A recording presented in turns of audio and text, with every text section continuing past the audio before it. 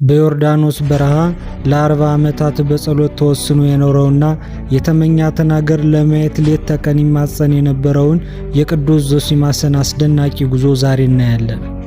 በመልአክ መሪነት በሚያስፈሩ አራዊት ተጭኖ ወደ ብሔረ ብፁዓን የተጓዘበትን ያንን ተአምራዊ ጉዞ በዝርዝር እንመለከታለን። ቅዱሱ አባት እንዴት ተጓዘ? ምንስ ገጠመው? ከብሔረ ብፁዓን የተመለሰውስ በምን ምክንያት ነበር? የሚሉትን ጥያቄዎች በዛሬው ዝግጅታችን ምላሽ ያገኛሉ። ይህን መንፈሳዊ ታሪክ አይተው ሲጨርሱ መሰል ታሪኮች በጊዜው እንዲደርሰው ቻናሉን ሰብስክራይብ ያድርጉ።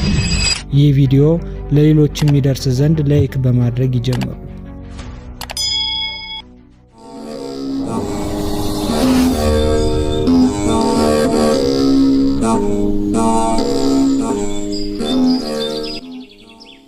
በዮርዳኖስ በረሃ ለ40 ዓመታት በጸሎት ተወስኖ የኖረውና የተመኛትን አገር ለማየት ሌት ተቀን ይማጸን የነበረውን የቅዱስ ዞሲማስን አስደናቂ ጉዞ ዛሬ እናያለን። በመልአክ መሪነት በሚያስፈሩ አራዊት ተጭኖ ወደ ብሔረ ብፁዓን የተጓዘበትን ያንን ተአምራዊ ጉዞ በዝርዝር እንመለከታለን። ቅዱሱ አባት እንዴት ተጓዘ? ምንስ ገጠመው? ከብሔረ ብፁዓን የተመለሰውስ በምን ምክንያት ነበር? የሚሉትን ጥያቄዎች በዛሬው ዝግጅታችን ምላሽ ያገኛሉ።